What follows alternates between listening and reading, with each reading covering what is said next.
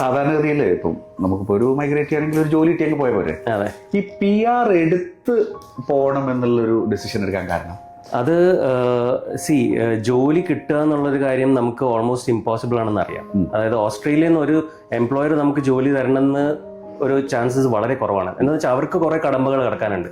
They won't take the pain to do that. അപ്പം if you are looking to settle down in Australia, you have to put in that effort. അപ്പം അതാണ് ആ ഒരു path വേ എന്ന് പറയുന്നത്. അതാണ് ഈ ഒന്നെങ്കിൽ PR അല്ലെങ്കിൽ അതിന് മുമ്പ് കിട്ടുന്ന 491 വീസ, ഇതെല്ലാം അതിന്റെ ഒരു പാത്ത് വേ ആണ്. സോ അത് ഇവർ പറഞ്ഞു തന്നാണ് നമുക്ക് മനസ്സിലാവുന്നത്. So that is the only way. I mean that is the best way and easiest വേ. അവിടെ PR കിട്ടിക്കഴിഞ്ഞാൽ ഈ ജോബിലേക്കും നോക്കാൻ കുറച്ചുകൂടി കോൺഫിഡൻസ് ഉണ്ട്, സമാധാനം. എക്സാക്ട്ലി. അവർക്ക് നമ്മളെ ജോബിലേക്ക് എടുക്കാനും കുറെ എളുപ്പമുണ്ട്. മോർ ഓഫൺ ഐ മീൻ അതാണ് ഏറ്റവും എന്താ പറയാ ഒരു ആപ്റ്റ് ആയിട്ടുള്ള ഒരു പ്രോസസ് ഈ ഒരു കാര്യത്തിൽ.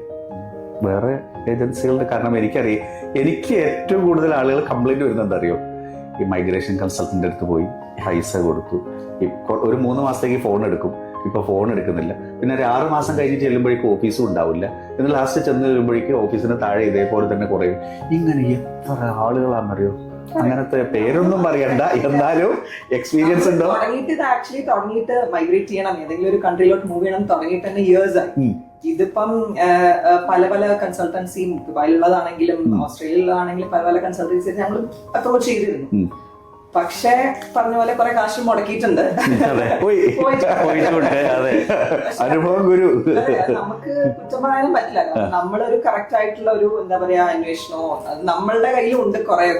ചൂസ് ചെയ്യുന്നത് നമ്മുടെയും കൂടി ഒരു ഇതായിട്ട് വേണം ചൂസ്. അല്ല, പക്ഷേ ഈ ട്രേഡ് ലൈസൻസും ബാക്കി കുറെ ഡോക്യുമെന്റും അവരുടെ കുറെ ക്രെഡൻഷ്യൽസും പിന്നെ നല്ല ഓഫീസൊക്കെ കണ്ടു കഴിഞ്ഞാൽ പിന്നെ ഇതിപ്പോ ഒരാളെ ചുഴിഞ്ഞു വെക്കാൻ പറ്റുമോ?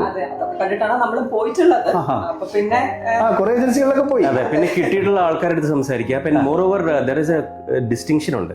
അതായത് ഒരു ലോയർ ഫേമും പിന്നെ അല്ലെങ്കിൽ ഒരു കൺസൾട്ടൻസിയും തമ്മിലുള്ള ഒരു ഡിസ്റ്റിങ്ഷൻ ഉണ്ട്.